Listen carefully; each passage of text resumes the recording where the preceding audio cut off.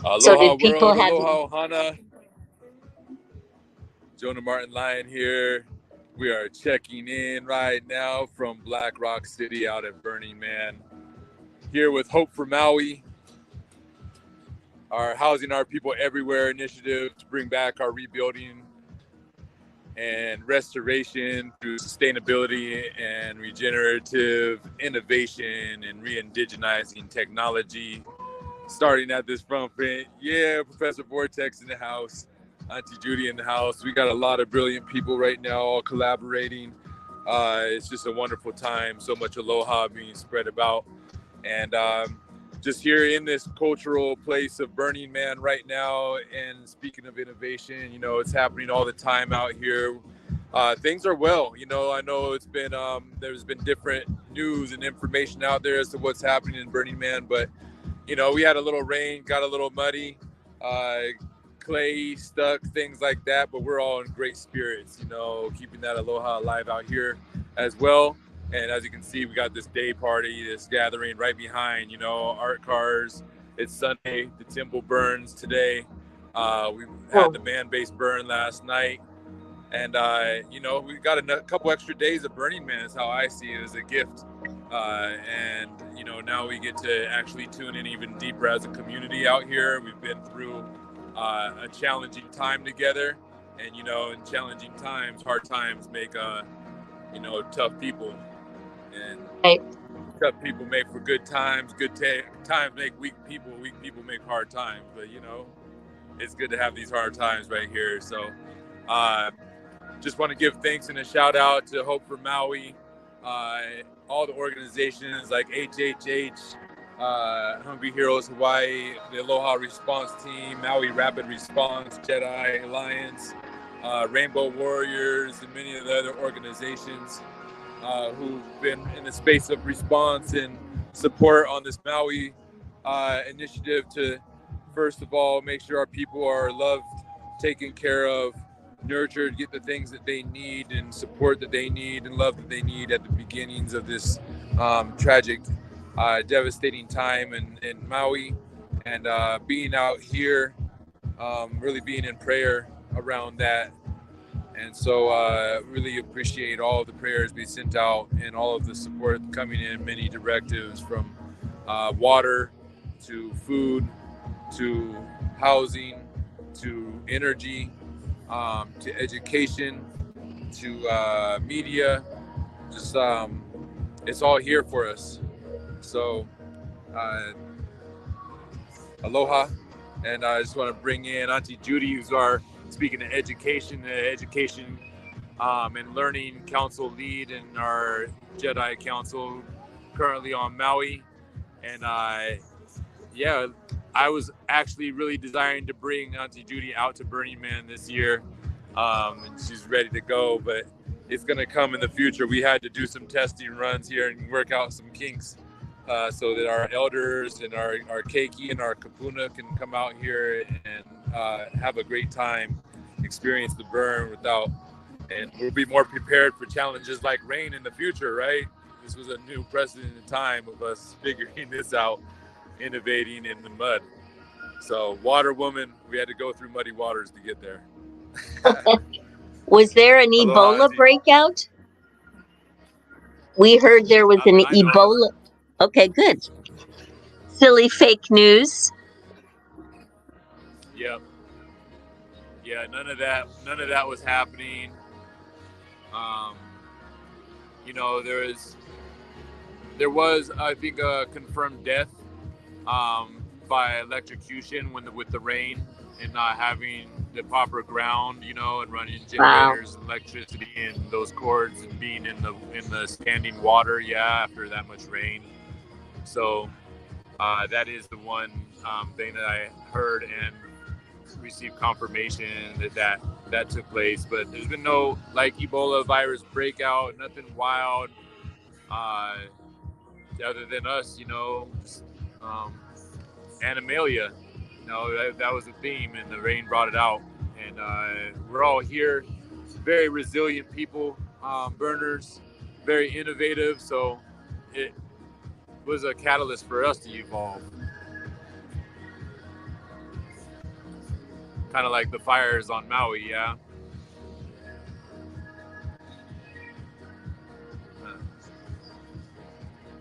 Auntie, are you there?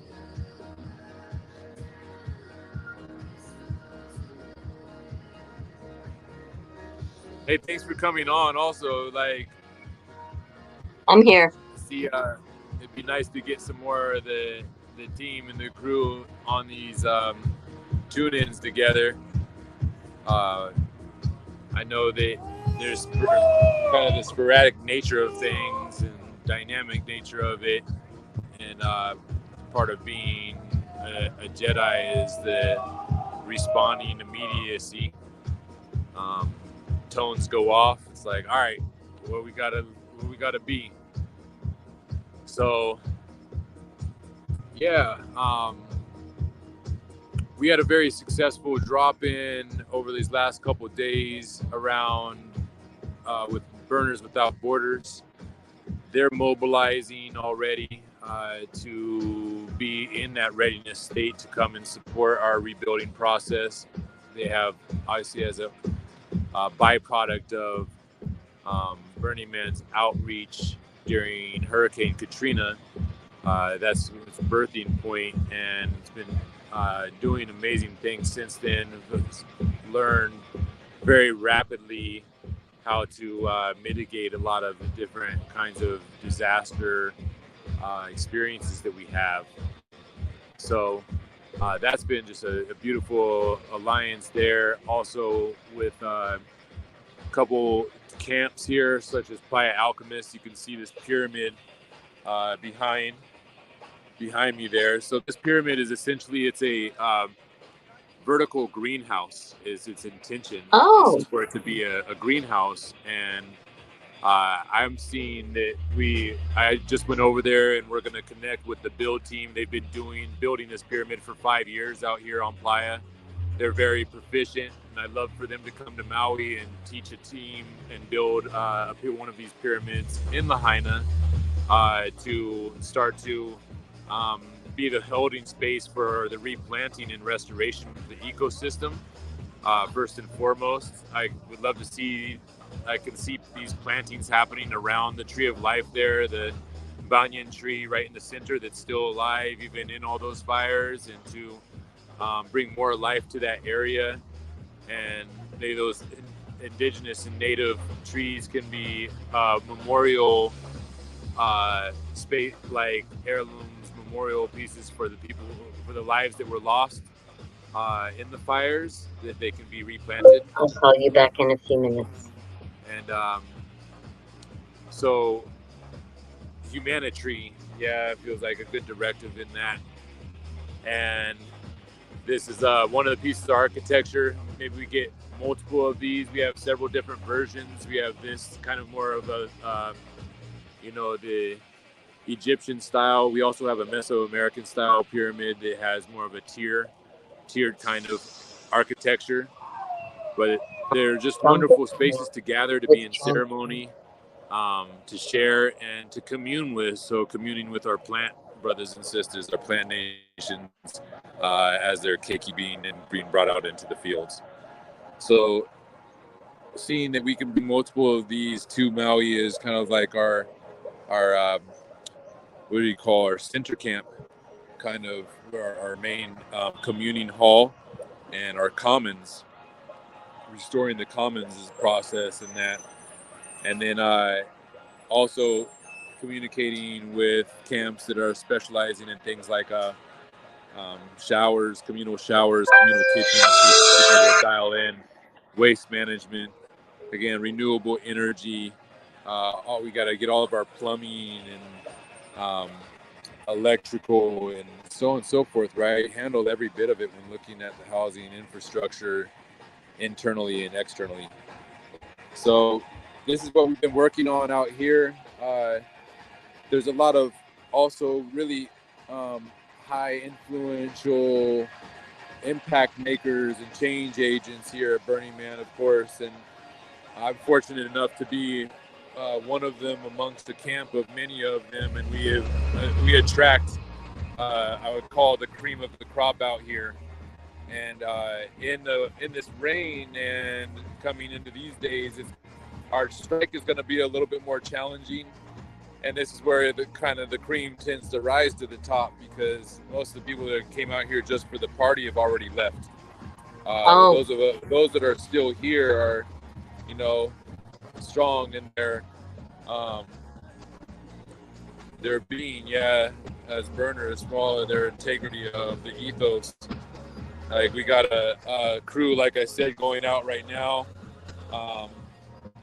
Basically, right there, we have some very powerful people, our media team going out with Brock Pierce and Malcolm, Casey James, he's the architect of the pyramid that we just looked at. He was just on Maui visiting me and staying at our place in Makawao. Him and his ex-partner. And Malcolm and his media crew, which includes Jack Starr and a young man named Sean, they've been basically traveling the world and doing a documentary film on essentially the restoration of ancient temples and enlightened beings throughout time that have left traces, if you will, and codes and sequences and ways to tune in into source consciousness. They're actually on their way. The two places they're going to go see right now is an art piece known as the Tesseract. Out in the middle, it's right behind our temple, and then another art piece, which is another temple of Arcana. It just means soul friends, the temple of soul friends, and inside that temple are, multiple spiritual beings like perfect Ganesha, connection. Get on the Buddha, scene. and Iris. What'd you say? What's that, Judy? I was just texting everyone to get on the call. Hi. Thank you for doing that. So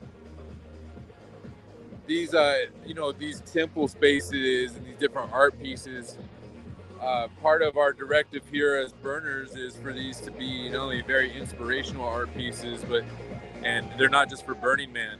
Many of these art pieces will be placed throughout the world as totems of inspiration, of creativity, of like center points or 0 points for gathering, for the community to come together and share their creative, innovative gifts and celebrate with one another. And, a lot of times that's all that's needed is just to be present, and reading with one another. I know our camp here had a moment where we were led through some breath workshop, and it synchronized and synergized our camp, in ways that it's really profound. And so the invitation for us to look deeper into this culture of Burning Man, as the community of Burning Man, and also release the judgments around what is happening out here in this desert and in this dust, because all of it's happening just like in the world. So connecting with those out there that are about solutions right now, because we're in it full force right now. We are in the transformation. We are in the metamorphosis. We're in the goo, so consciousness, it's like elevate. How do we elevate our consciousness? This is a good way right here. So I'm seeing this kind of energy really, activating Maui as part of bringing in reinforcements, is being really in it, feeling the grief of our loved ones and our ohana. They're on Maui and abroad, and picking that up and feeling that, and relations out here. And we dance through it, and we bring music, and we utilize the arts as a way to I would say, integrate the emotions, the many emotions that come along with, losing friends and family and businesses, lifestyle, whatever it may be. I think part of what we feel out here is we go through a lot of sense of um, loss and learning to everything's temporal, but the soul is eternal. Um, Auntie Judy, and how's in Maui right now? How is the vibe and you're picking up where people are at overall? If you had to kind of measure it from a heart space, 1 to 10, where would you give a number to? It's hard to say. It's very quiet here. I drove by the memorial yesterday, War Memorial. It's totally empty. Um, Three of us drove out, well, five of us did, to Hana on Saturday for the Queen's birthday because we wanted to meet with Uncle Russell. There were a lot of Queen's birthday and some history. There was no conversation about, what happened and what's the cause behind it. So it was non-political. So we were a little disappointed because we were hoping for some direction from our Hawaiian Ohana, but they were just into being in Hana.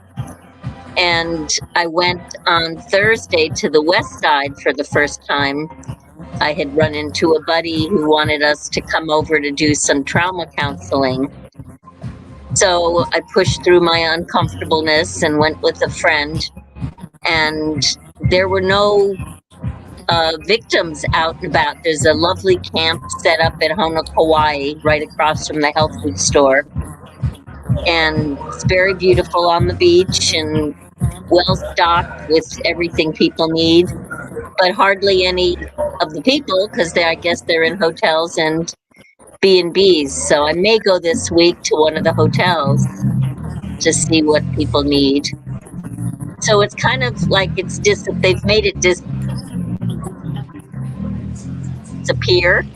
So I can't really put a finger on the pulse, and I'm not going down today. I needed to take a couple of days off Sunday, Monday, just to be by myself because it was a pretty intense week. Nothing compared to what you're going through. So it's quiet is what I would say. And Shelby is planning a demonstration on 9/11. So we're going to start working on her because we don't want it interfered with, but she's got a Telegram group and we'll be letting people know where that's going to happen. Because we got to start speaking up. And Bruce is not responding to my text. I just wrote him this morning again, like, hello, what's going on? Why aren't you responding to me? So I want to make sure we're just going to keep this in people's consciousness, and we got to stop this nonsense from going any further. I don't know how to do that, mind you, but I know there will be some brilliant ideas. I have to stand in front of a bulldozer, I will.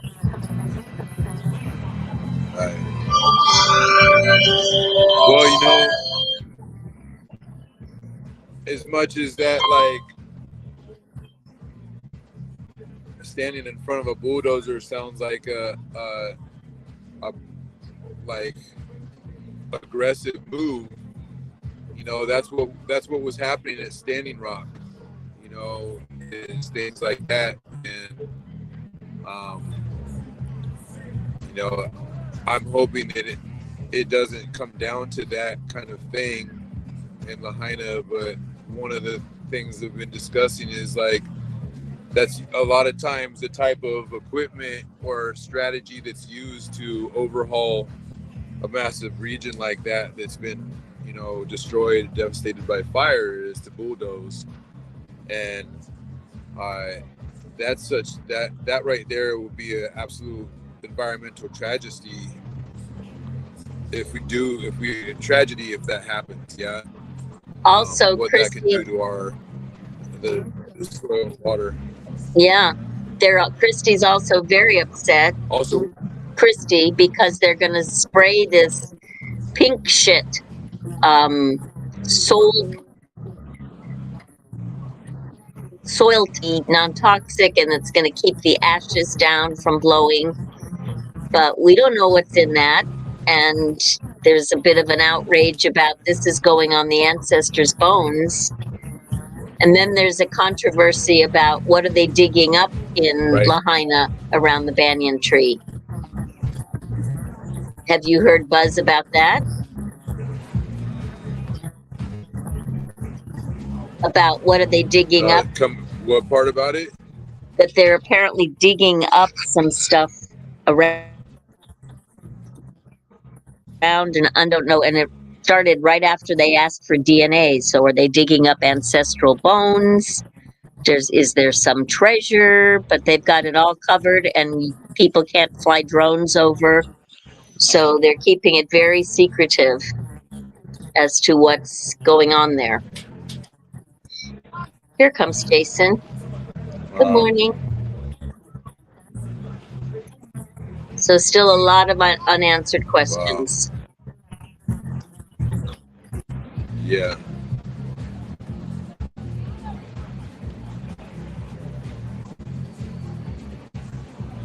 Did man, I was waiting to get that number. I gotta check in with John on that number.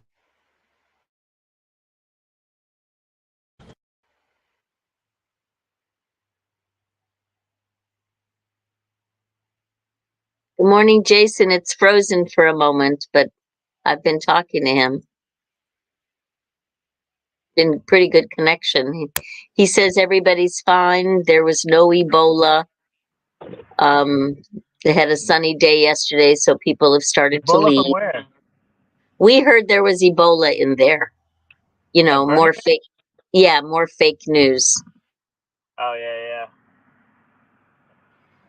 They were stuck for a couple days, but he said he was with really nice people, and that he's fine. And they only heard of one death, that somebody got electrocuted standing in a pool of water with some equipment.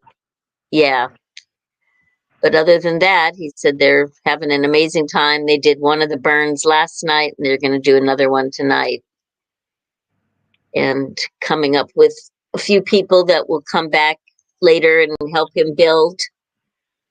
So I don't know if he's coming back or not. I'm going to give it another couple minutes. There he is. Can you see Jason? I Jonah? can see Jason, Judy, Jonah. Yeah, good morning. All right, it's the J team right All here. the J's are here. Yeah. Right? Jason, what's up, man? What's happening? Aloha. Aloha. I'm good, brother. How are you? Good. Good. Yes. Super good. Out here taking one day at a time, you know? It's like it's where we at. So had our own version of but nowhere near it. People were freaking out a little bit out here in the rain and mud and different news coming out, you know, about what's going on with experience. So a lot of beautiful collaboration happening out here. So I'm good, grateful brother. for having made the trip for the purpose. Yep. How are you feeling? I'm good. You know, just waking up, about to start work. How's everything in your world? It's good. It's fine. Very chill. Really settled in now. Yeah, things are going well. Good. Fuck yeah. Oops.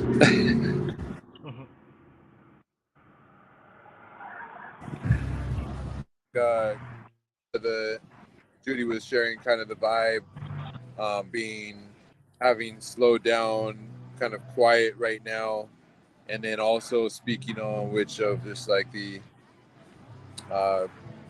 current, some of the ideas on the how to handle and mitigate the overhaul in Lahaina, and Yeah. Yeah, whatever, I was thinking she brought right? up some very interesting points, about it being covered off over in Banyan Tree, but it's blocked off. Last I was there, all the way to Laniapoko. From Waikuli to Laniapoko, completely blocked off. It seems like it should be like the containment zone should be shrinking, and there should be more access. From what I've heard, like Laniapoko only had downed trees, it didn't have fire.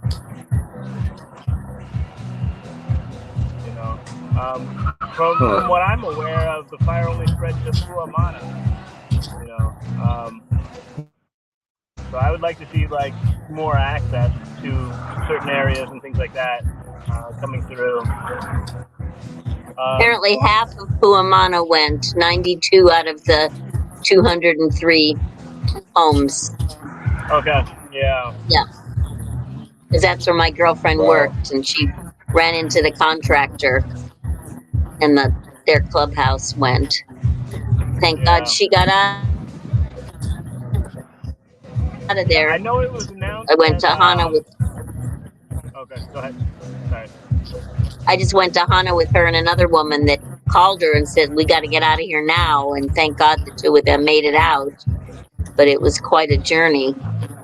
Yeah. So, and we still don't know about where are all these kids, and why aren't there any parents asking for where are the kids? Mm-hmm. So we've heard some scary stories that people were going around and finding kids in houses and saying, "Come on, we're gonna save you." And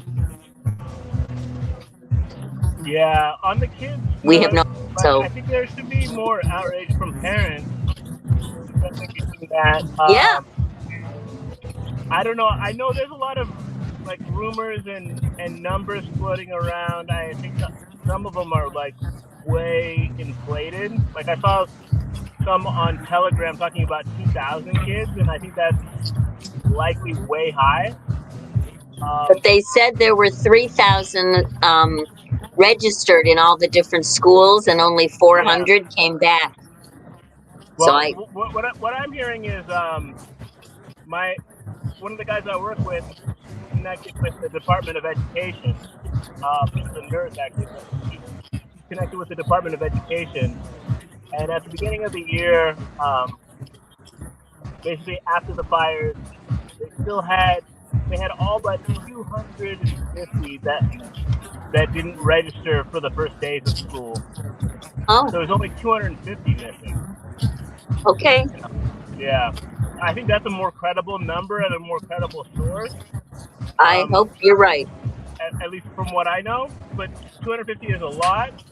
And, I think like you can't discount that as all as death or as missing. Because, I don't know. Personally, as a parent, I wouldn't be taking my kid into school right now if my house was down. Yeah. Because like a lot of them, they're doing. Parents don't have a choice, Yeah.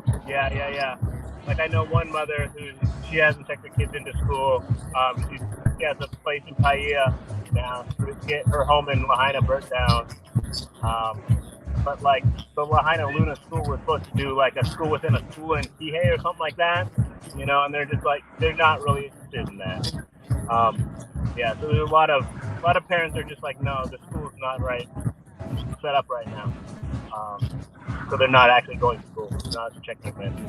It's understandable. That's my view on that, from what I've seen in sources and things like that. I also just wanted to say about on the radio, they're announcing that all the toxic and hazardous material is going to be transferred to the firing range. Apparently, it's supposed to be hauled out and just dumped into the firing range area, and then eventually taken off island.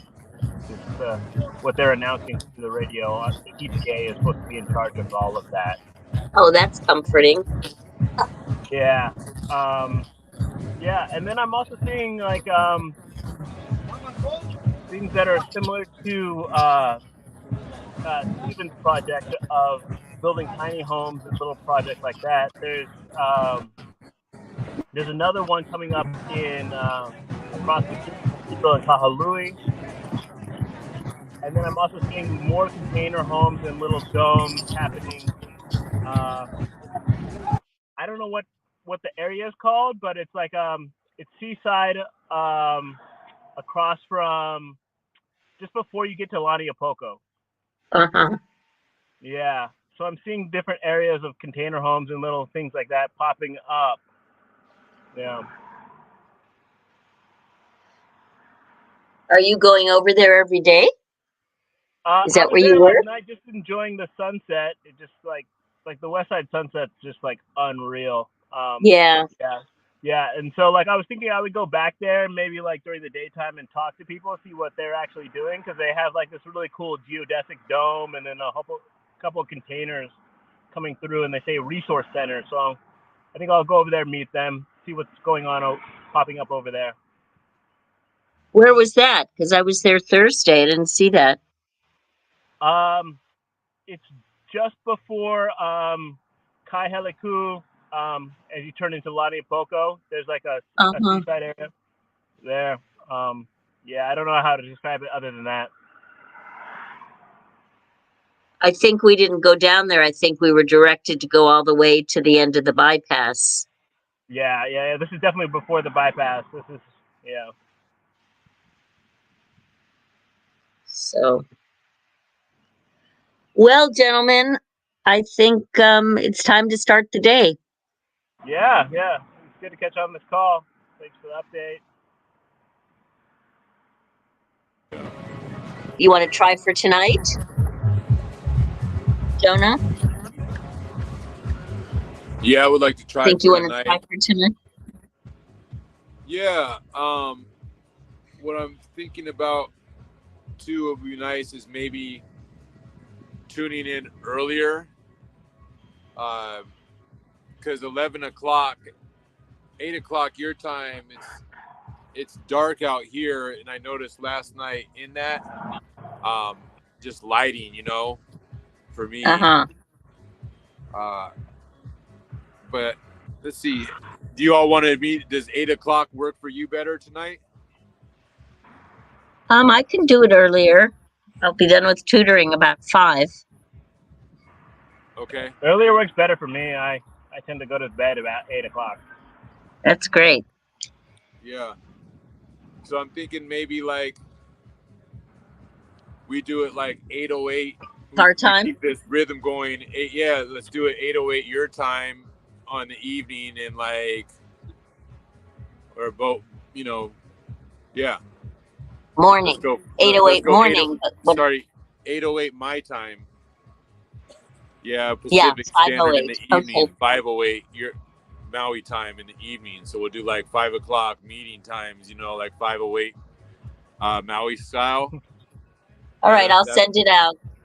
Yeah, that'll work out a lot better for me moving forward with how things are going to be operating out here, strike and so on. Yeah. And then to use the SteamYard? Yeah. Okay. Yeah, I'll put the link in. When I receive the link, I'll talk to Denaya. She's listening in anyways. We'll think about the link going in before and making that shift. So I think that would benefit all of us. And then I have some daytime